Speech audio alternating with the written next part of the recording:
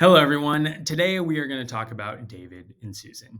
David and Susan is a couple in their early 50s. They've accumulated around $530,000 in savings over the years through diligent saving and investing. They're both nearing retirement with plans to retire in the next 10 to 15 years. They currently hold a mix of different investments. And while today they have a conservative risk tolerance, they want to reevaluate that as they prepare for retirement, like we said, in the next 10 to 15 years. A couple things that we talked about were their investment philosophy. After conversation with them, we wanted to make sure that we clarified what were their financial goals, what was their risk tolerance, and what sort of investment philosophy did they want to adopt to get them from where they're at today into retirement. Second, we restructured their portfolio around this investment philosophy. Third, we incorporated tax efficient strategies. And finally, we established a dynamic review process where we set up meetings to assess current market conditions and make necessary adjustments based on their ever evolving needs and goals. With that said, let's dive into their income. David has a W 2 salary today of $65,000, and Susan has a W 2 salary of $40,000. And in retirement, Susan will have a pension. We estimate that to be about $19,000 per year, and they will both have Social Security. Today, David has a simple IRA, and Susan has a traditional IRA that they contribute to. David contributes $1,900 to his simple every year, and Susan contributes $4,000 to her traditional every year. Pre-retirement, David and Susan have a living expense of $4,500, and their goal is to retire at the age of 65. If possible, they would like to spend $5,000 in retirement. And for the sake of this example, we're just going to assume the annual retirement health cost of $6,000 for each of them per year. In addition to that, we'll assume the annual retirement long-term care cost. That is $68,640 for each of them. One thing to keep in mind is this is applied to the last 2 years of the plan. Diving into their net worth, we can see here that they have a net worth of $300,000. Broken out, that's $42,000 in their bank, $534,000 in investments. David's simple is $350,000. Susan's IRA is $100,000. And they have a joint investment account with $84,000 in it. They do have a mortgage as well as a car loan. Their mortgage is $265,000. That is what they owe on the house. And ideally, they will pay this off at David's retirement. Susan has that $10,000 car loan, and ideally, they will pay this off by 2026. So now let's dive into the retirement analysis. As we can see here, we have a 45% probability of success.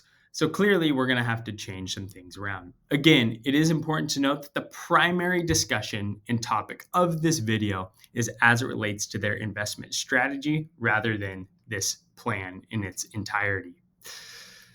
So using this 45% probability of success, let's go to comparisons and let's just see what our invested assets look like. Well, as we can see here, at the age of 88, we're projected to have about $1.9 million. And then it dives off. Well, why is that? If we recall from our goals, we had $68,000 per year for each individual for the final 2 years of the plan for that long-term care cost. So that is where we see that plan drop off, and that's where we see this massive increase in our withdrawal rate. So toggling back to the analysis, let's go into their investments and see where they have the bulk of their assets today.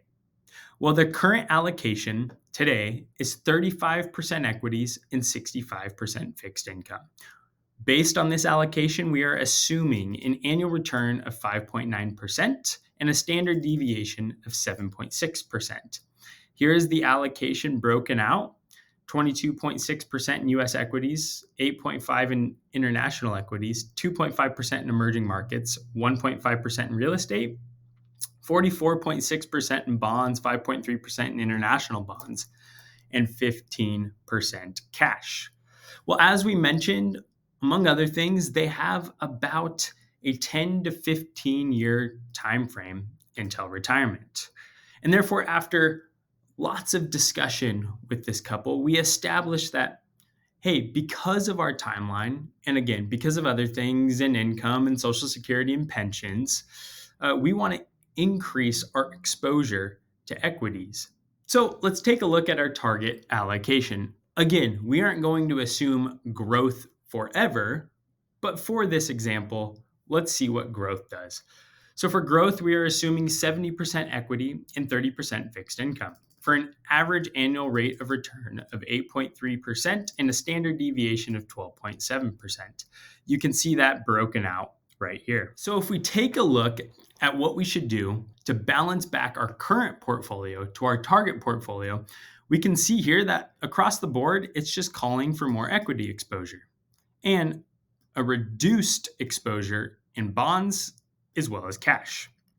So let's dive into our retirement analysis and let's toggle growth. Going to our asset allocation, we'll toggle growth and we'll see what this does to our overall probability of success. Well, as we can see, this increased our probability of success to 77%. Now, one thing that's super important to keep in mind here is that this is assuming that we're growth from here on out, right? Well, obviously, this isn't going to be the case. Probably, most likely, when we approach retirement, call it within 5 years, we'll likely have a more conservative allocation. So, in order to account for that, one thing I want to look at is what if we kind of took the difference here? It's not a perfect science, but what if we took the difference and just said, hey, we're okay with a moderate allocation? Let's go back to the investments, go to asset allocation, and let's see what moderate is. Moderate is a 60-40 portfolio, 60% equities, 40% fixed income, with an average annual rate of return of 7.7% and a standard deviation of 11.2%. And again, here's how to balance to get to this target portfolio of 60-40. So going back to the retirement tab and looking at the analysis, we see that we still have a 74% probability of success. And at the end of the plan, we have $2.2 million more in ending assets than the current plan. Again, the current plan assuming that conservative allocation. This also has us with that $2.3 million at the age of 90. Guys, the point of this video is to highlight the importance of understanding what you're invested in and why you're invested in that particular thing. Going back to the start of the video, it's important to highlight exactly what is your investment philosophy. What is your portfolio landscape, as in the assets and their allocation, as well as the assets and their location? Do you have tax efficient strategies within your portfolio to benefit you through retirement as well as before retirement? And are you reviewing this on an ongoing basis to make sure that your current allocation is in line with your evolving needs and goals as you approach retirement? Guys, I hope that you enjoyed this video and I hope this shines light on the importance of not just your investment strategy and adjusting that with life events, but on retirement planning as a whole. If you enjoyed this, toggle back to the landing page where you can view a variety of different case study videos just like this one here. As always, my goal on this channel is to empower individuals like yourself to embrace financial confidence and unlock the path to a life truly well lived. Thank you so much, and until next time.